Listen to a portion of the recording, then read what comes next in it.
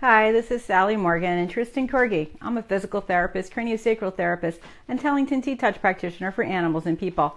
Tristan's a Corgi, and this is an episode of Conversations with a Corgi. And today we're late because I got a frantic phone call from someone who was really concerned about their horse and B, really glad to find me. And so I think some of what came up in that conversation may be an interesting thing to talk about today. And I must also add that I have to practice my TED Talk again this morning with an audience. I finally have what I'm calling the final copy. I paid my friend to edit it for me. He did a really good job. It's still not as short as I would love it to be, but it's within the time range, and hopefully it'll work out because this has been quite the process. So a week from now, I'll be really nervous because it's happening on that Thursday and I don't know what time. So anyway, this woman had an interesting couple of questions when she called. She was looking for an animal craniosacral therapist, and as many of you might not know, there aren't that many of us. I developed these courses for the Upledger Institute many years ago. What is it now? More than 10 years ago. Well, they weren't really for the Upledger Institute, but we presented them through the Upledger Institute is more accurate. So I have a class in craniosacral therapy for small animals, which includes dogs, cats, horses, and rabbits, because rabbits have a really long spinal cord, and then their little bunny scut, their little tail, has more vertebrae than any other species in their little bunny tail. Who would guess that? So it's very easy for some people to feel the cranial fluid moving up and down the spinal cord on a rabbit. So I include rabbits in those classes. And then we have another class for horses. So, and I taught maybe 4 or 5 of the small animal classes before our venue outside of Boston had been flooded so much that they in fact had to tear it down, and what they rebuilt was not what had been there, and so we stopped holding craniosacral classes there. It was a wonderful facility because it was near Nevins Farm, which is a great animal rescue with every kind of animal, and my friend Pam from Maryland would drive up there. She was so nice to do this when she's so far out of her home area with her Subaru and load it up with cages of bunnies. They would take her to the bunny area and say, whatever bunnies you catch, you can bring, which was no small feat. So anyway, we had wonderful rabbits and guinea pigs and chinchillas and ferrets coming to the classes. And of course, we had all the dogs and cats that people brought to the classes. There were probably 25, 27 students in each class. And those people were generally from the East Coast. So you know, there's a few hundred people that were trained in those courses. And I also did another class at my sister's farm in New Jersey. So, you know, not so many. And then my friend Tracy Vroom, who's out in Colorado, has been teaching a series of classes combining Upledger and some ideas from shamanic work and her own personal investigations with this work. The work with animals has really evolved. Tracy and I simultaneously have been changing and adapting based on our experiences, and her work is goes very well hand in hand with what I do. So anyway, and then there's a few other people that have been teaching the work with different approaches. There was a woman, not so much now, but earlier, who was teaching a Milne approach to cranial work with horses. But, you know, it's really hard to find anybody that does it. And then how do you know if they're good? That's also a really hard thing, because many people who are very good at doing this work with humans would be fine with a horse or a dog, especially if they've taken my class and they can understand the changes in the anatomy. There's pretty major structural differences in dogs and horses from humans.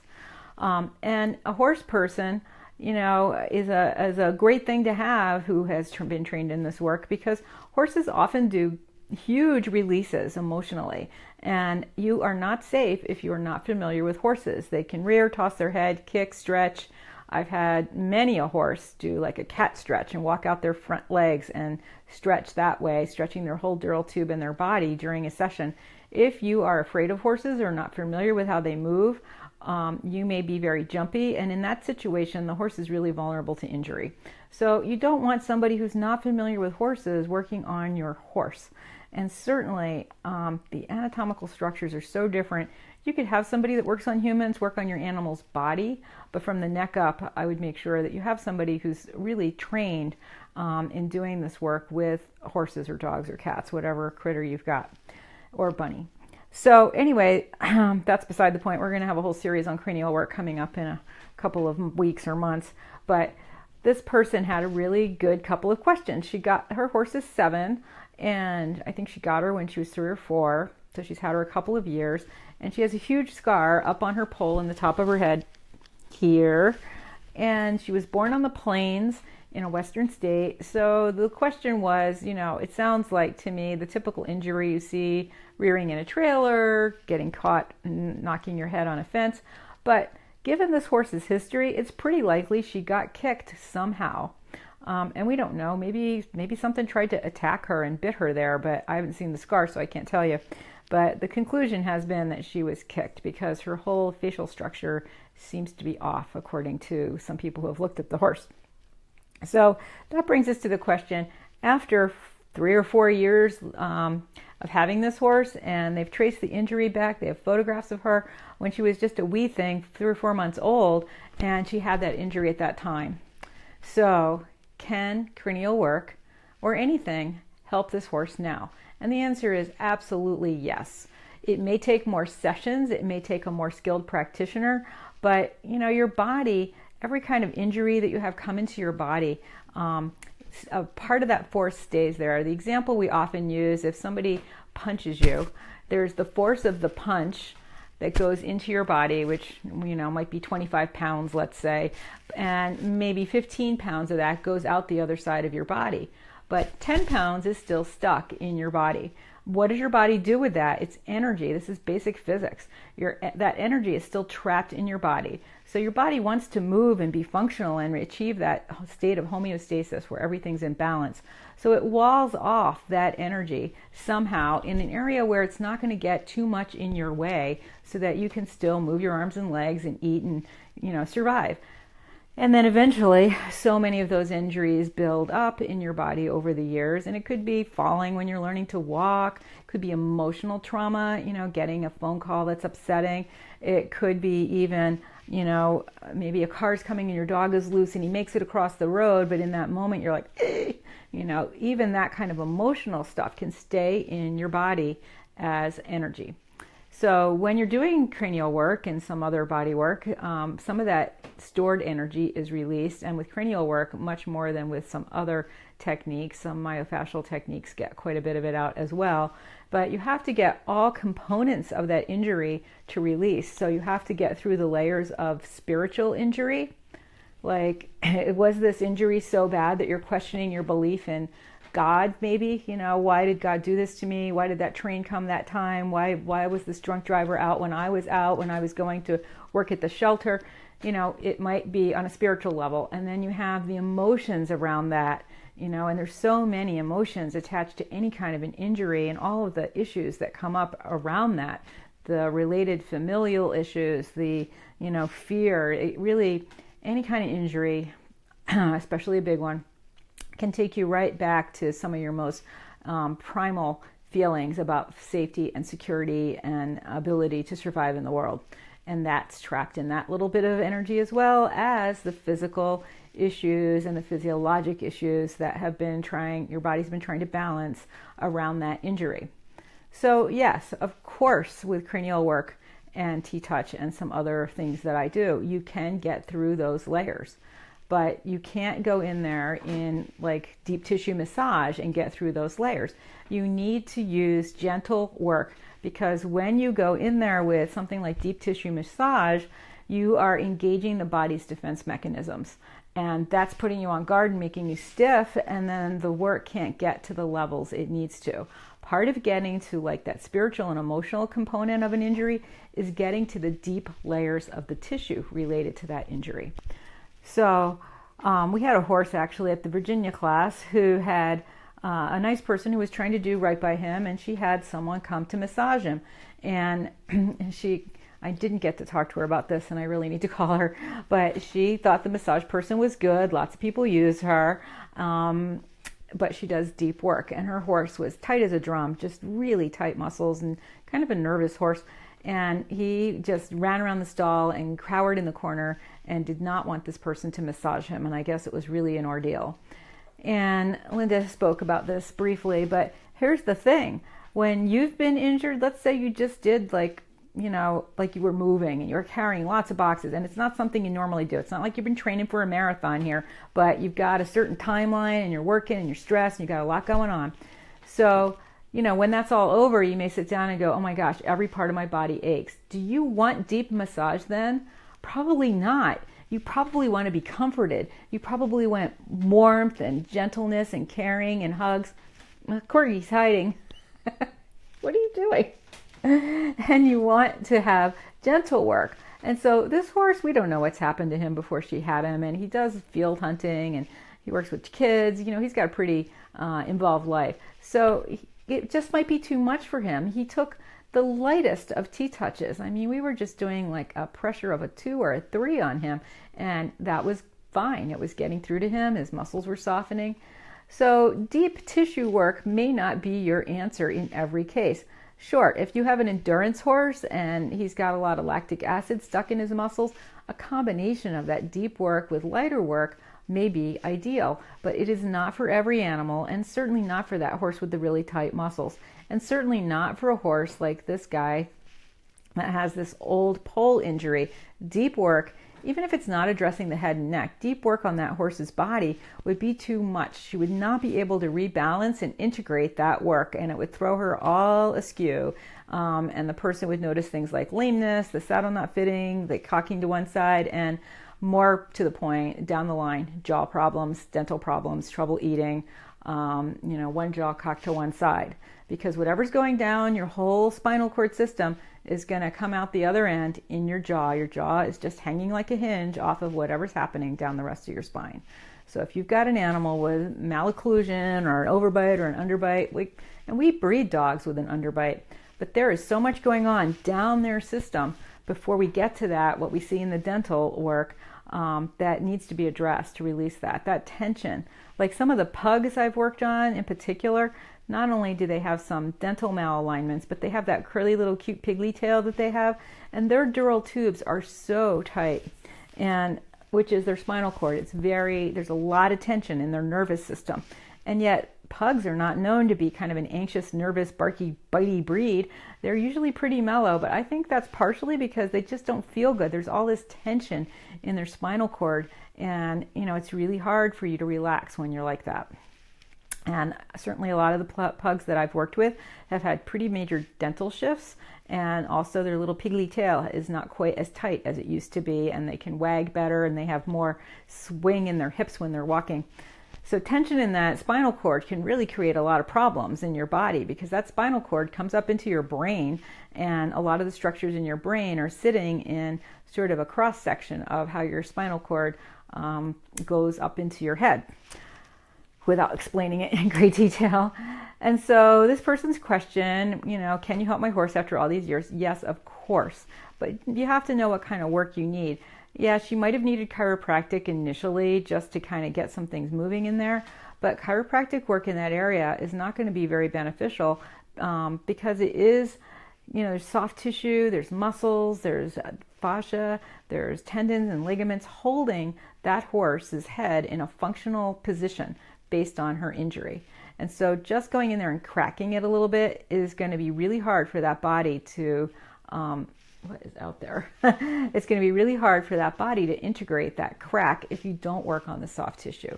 And that's why a lot of vets do chiropractic and acupuncture, because acupuncture does address some of those other layers of the spiritual, emotional, and soft tissue. But, it's just going to take more sessions. And the older you are, if that horse weren't 7 and she were 17, it would take a lot of sessions to free that up. But this horse is young. She hasn't been used much. And certainly she has not experienced further injury to the area. So the chance of her making a good recovery and being quite different is pretty significant. And there was another horse I saw years ago who had hit his head on the fence, and he had a big bump on his forehead the size of a golf ball, and I believe he had actually fractured his frontal bone and had a lot of scar tissue building up there. And it was probably less than a month after that injury when I met him. I was doing a whole series of horses for this barn owner, And I worked on that horse for an hour, and that thing went down by 75% and never came back. Yes, he still has a little lump there. I didn't get to do a follow-up session with him, and certainly 2 more sessions probably would have been really beneficial to him. But he's a really reliable children's horse, and I don't know what he's doing now, but after that, there was a huge improvement in his nervous level, his anxiety level, and certainly in his comfort. He was a lot happier horse. So cranial work can do amazing things, particularly obvious with a horse, because we are putting bridles on the one end of their nervous system, putting saddles over the middle of their nervous system, and then putting our bodies on top of that. So what's going on in their central nervous system can really be addressed with cranial work, because that's where that work is focused. So, and certainly with dogs, you know, in the days when, and people are still using a lot of head halters on dogs, using inappropriate collars. If you look back on conversations with a Corgi with some of these new mesh harnesses that are sort of mesh on the chest and then not here and tight on the neck, you know, as you can see from those videos, when I pulled on those, it was like strangling my thumb under my dog, and I couldn't even get my hand out. They're so tight. Way worse than just a wide flat collar. And of course, the flat collar that's wide is putting pressure on parts of your dog's neck, but it's not like hanging him like some of these harnesses. So, and people think the harness is nice, and so they tend to yank on it more. So yes, dogs indeed need cranial work as well, because they've got so many neck injuries from, you know, people hanging on them and pulling on them. And sometimes, yes, indeed, it's for your dog's safety. If another vicious dog is approaching and you need to pull your dog in quickly, try to do it as kindly as you can, but you can still create injuries. And with kitties, I've seen so many injuries for kitties when something happens, they're doing their usual jump off the refrigerator, but there's a loud noise or something and they don't land quite right because their focus is off, and they get injuries too. So the answer to that person's question is yes, it's been a few years, but cranial work can make a really big difference in the health and happiness of your horse and also improve her performance. And the second question she had, and we have to kind of wrap this up quickly, was about, you know, I don't know if this is her attitude or if this is because something's hurting her. I don't know if she has headaches. One of the things I have learned over the years from doing T-Touch work is that rarely, and I mean super rarely, 2 I've seen in my entire career of working with horses for 40-something years, is a behavior problem, simply a behavior problem. It is almost always, even in dogs, something going on in their body and in their system that is out of balance, that is creating behaviors that we don't like. Oh, Tristan, you can't balance up there. It's really slippery, honey. So, you know, and my sister certainly is seeing a lot of changes in dog behavior as well, just by treating them with a proper diet. Oh, there's something out there, isn't there, Tristan? I can't see what it is. Anyway, if you have a dog like Tristan who is a fire dog, and we feed his fire with something like chicken, he gets a lot more nervous and anxious and barky and has skin problems, and he's just not able to think. He's like in overdrive. It's like me. I can't drink coffee, 1 cup of coffee, and I'm like a nervous wreck for 4 days. And that's what would happen with Tristan if I kept feeding him hot foods.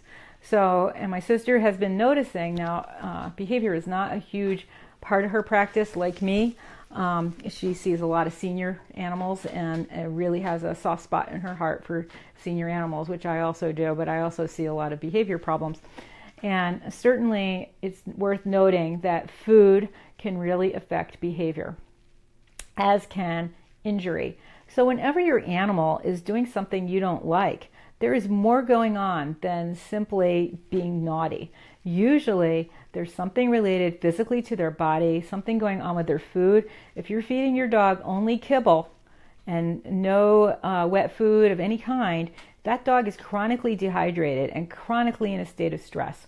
So if you are trying to manage that dog's barking or anxiety, you're going to have a lot harder time as long as you're feeding kibble, because it does dehydrate the body. Part of what that does is have an effect on the kidneys. And where do the adrenals live? On top of the kidneys. So if your kidneys are stressed, you're stressing your adrenals, which are involved in that, you know, whole flight stress response, the sympathetic nervous system response.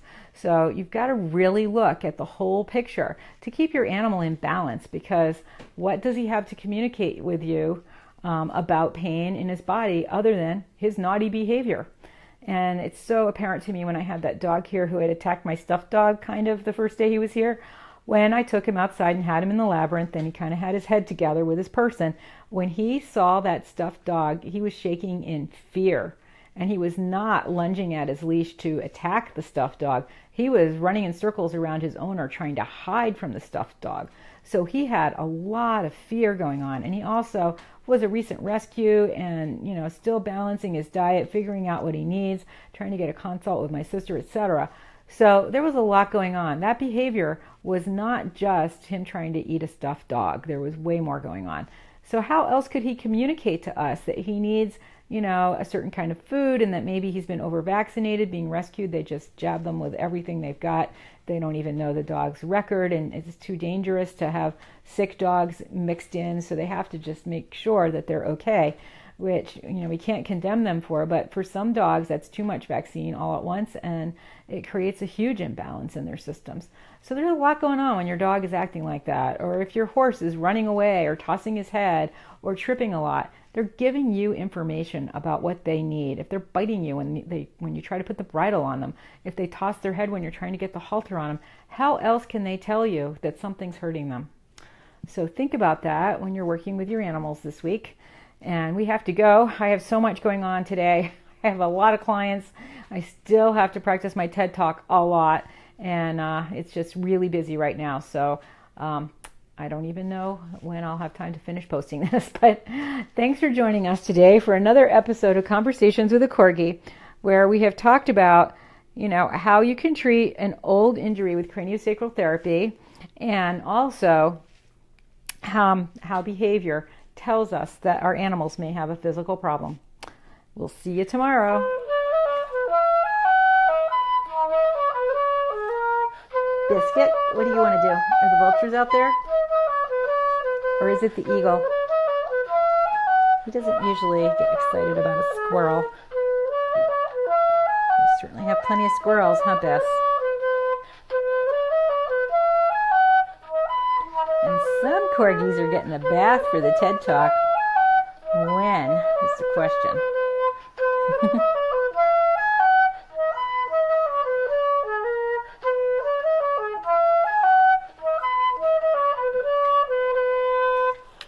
Thanks for joining us. We'll see you tomorrow.